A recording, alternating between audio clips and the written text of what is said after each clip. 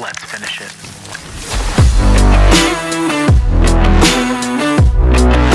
What is up, everybody? Welcome back to another edition of The Closing Pitch.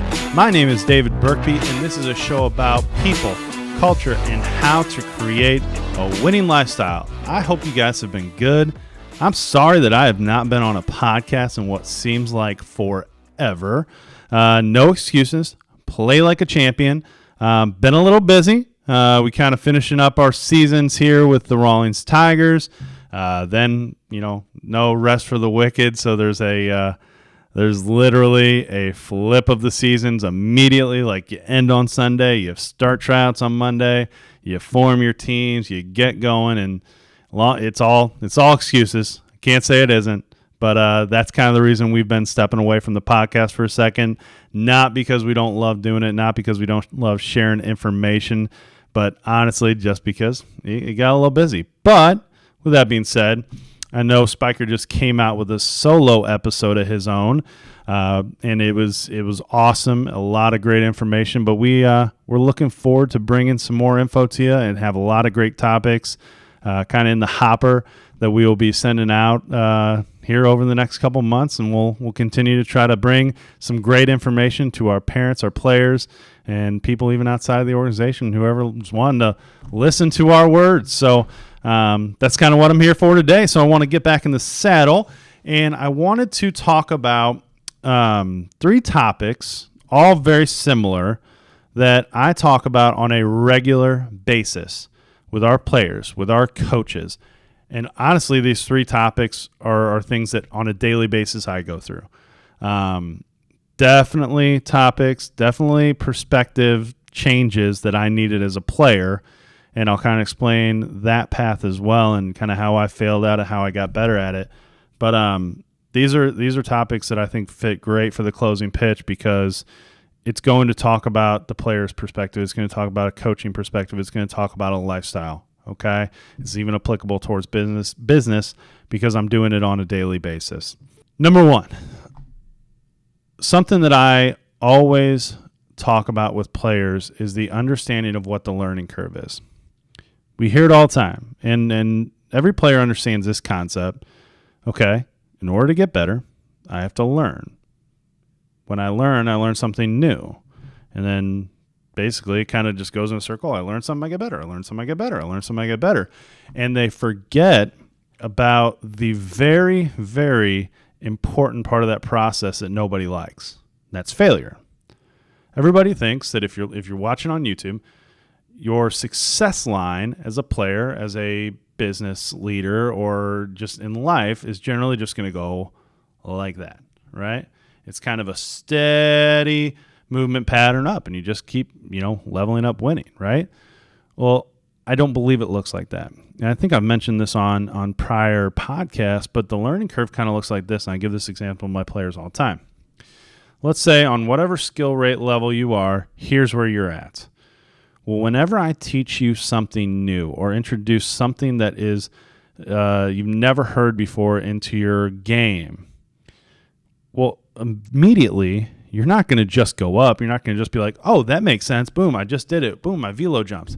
Oh, hey, my batting average just went up 30 points because it's one thing that I learned in the last 20 seconds. It doesn't work like that. What generally is going to happen is you're going to be here. I'm going to teach you something new or introduce it to you, and then you're generally going to go a little bit down. And then if you keep working at it, you'll probably level out, and then eventually you'll get above where you were prior. And that's kind of what the true learning curve looks like. It's this little wave that goes down, that goes up, that goes down, that goes up. But if you kind of put a line through the middle, now you got that steady line of achievement, of growth. But where players totally go wrong, where coaches go wrong, and this will lead into my other topics as well, is that they don't like that failure aspect. Everybody in this world is a results-oriented culture. That's all we're worried about is results now. Give it to me now. Well, whenever I teach you something new, it is so unrealistic to expect that you're going to be good at it. You're going to fail. You're going to suck for a little bit. There's no way, because it takes time to learn it. And then even when you start to grasp and learn it, it still takes you way more time to get really good at it. So at that point, I say, listen, I have a little caveat. Once I tell you the why, and once I tell you what we're doing and why we're introducing this new movement pattern, mechanic, thought, approach, whatever it is, we're taking results out of the equation. We're not worrying about them. Okay? I'll tell you down the road, 100 reps down the road, 1,000 reps down the road of working at this topic, then we will introduce results again to you.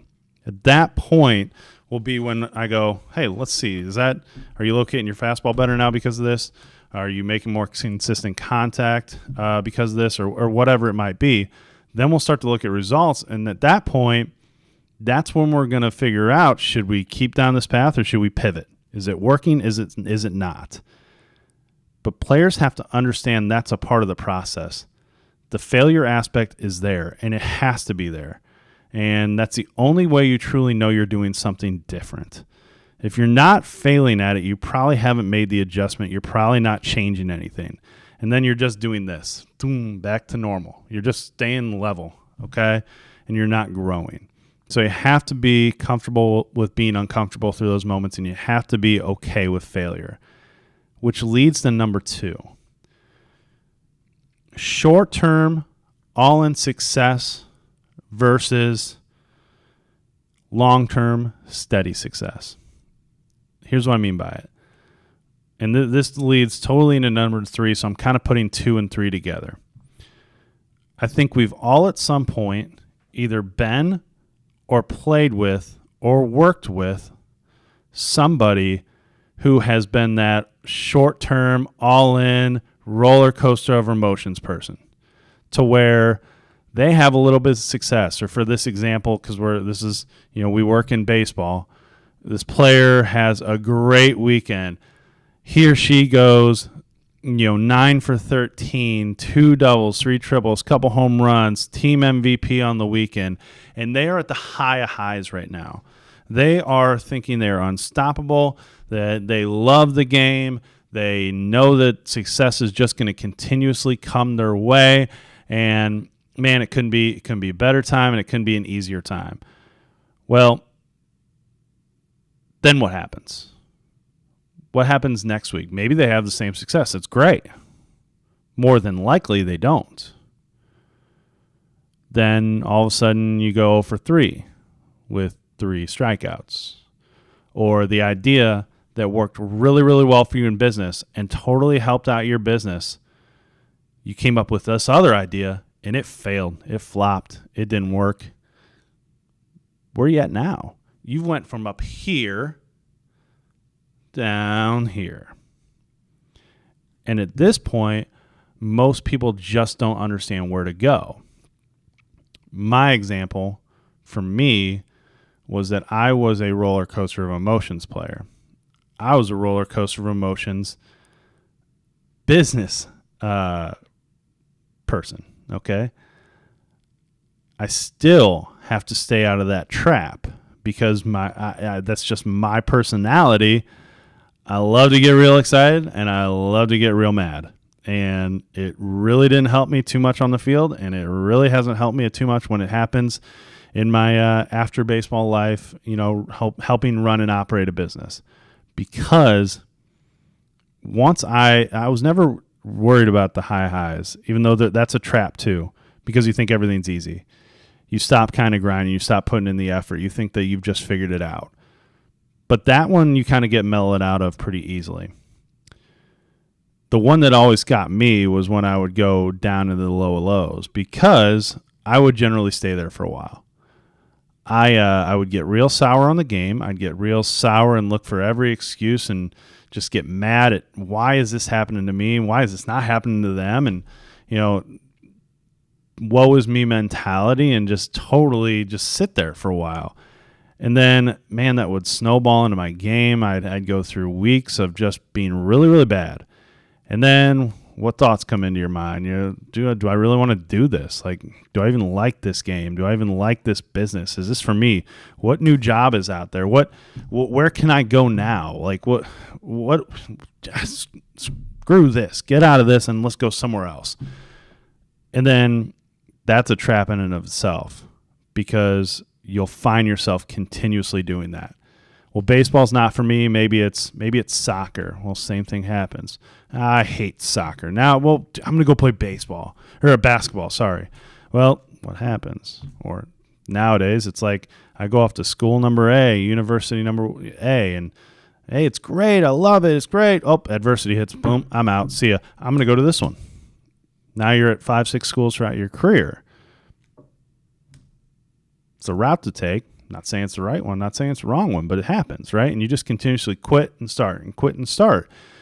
And it's definitely not a long-term kind of stable success type route to go. And I figured that out for myself. And I always kind of got to mentally remind myself that when those roller coaster thoughts start to come in to my head, I have to stop it right away.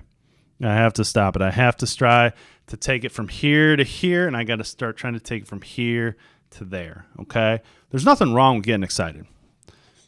You have a little success, you do something right, there's nothing wrong at all within the moment of celebrating those successes. In fact, I think it's very, very important. And then there's also nothing wrong with having a little failure. Most look at failure, adversity, as issues, as things that we don't want. Well, I got news for you. It's the only things that are going to make you better. It's the only ones. Nothing else will ever do that for you. No one always wins. You have to lose, you have to learn, you have to get better. You have to fail, you have to work at it, you have to get better. Most times than not, being the person, again, whether you're a player, whether you're a coach, whether you're in business, being the person that has that long-term steady success, long-term growth, process, stable type energy person, those are the people that when you look up in 4, 5, 10 years down the road are way ahead of the game, or way ahead of probably where you are being the roller coaster person. You might look great in the short term, and trust me, those roller coaster people, guys, they are going to tell you how great things are, and they're going to tell you how crappy things are real quick.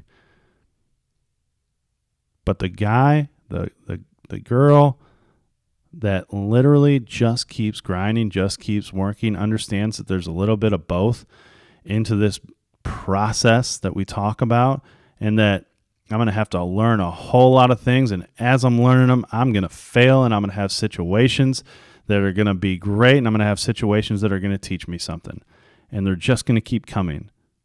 You don't really notice those people until it's too late.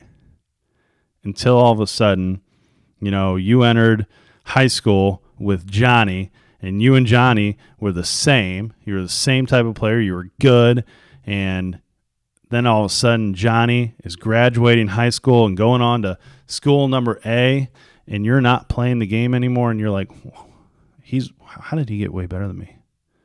How's he getting these opportunities and I didn't? I bet if you look back, a lot of it can be attributed to the mindset type of processes we're talking about today. The learning curve, how we adjust to it, how we react to it, the short term versus the long term, the roller coaster guy versus stable guy. It's all there.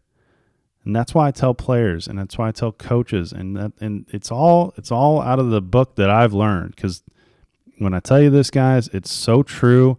This was the downfall for me, no doubt about it, for most of my career, because I lived on emotion. And if I were to continue to do it here with the business, I'd fail there too. I guarantee it. I'd be out of it. I'd go do something different, because it's just not fun living in that roller coaster life.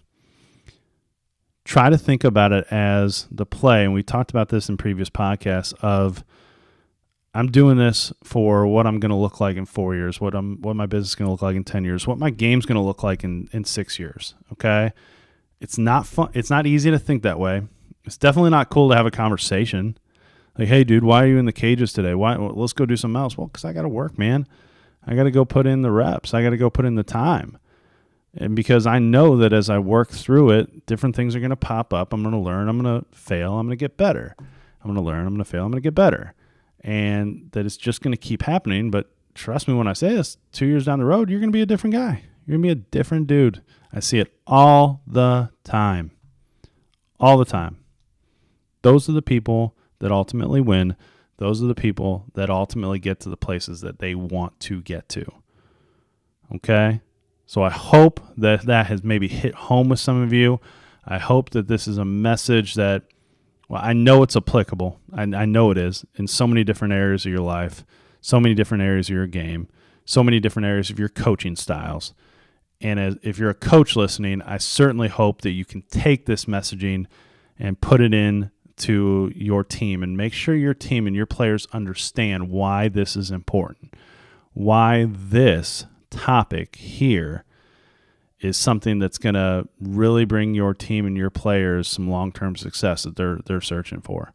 And players, if you're listening, put this into an example. Think about yourself. Think about how you handle the high highs and the low lows. Think about what your next thought is. Think about, how am I going to react tomorrow? What's my goal tomorrow? What's my goal from a week from now, months from now, a year from now, 10 years from now? Think about that. Always be moving forward. It doesn't matter if you gain an inch or a mile, you're still gaining. And keep gaining every day. I hope this topic kind of hit home for you guys. We do appreciate you listening to the closing pitch. Like I said, my name is David Birkby, and this is a show about people, culture, and how to create a winning lifestyle. We really, really enjoy hearing from you guys week in, week out. Please, if you do listen, obviously on our audio form, whatever podcast platform you use, please give us a 5-star review. It really helps us find new listeners and get out there to more people that we can help with our information, because ultimately, at the end of the day, that's why we do it. But that's it for this episode, guys. Talk soon. See ya.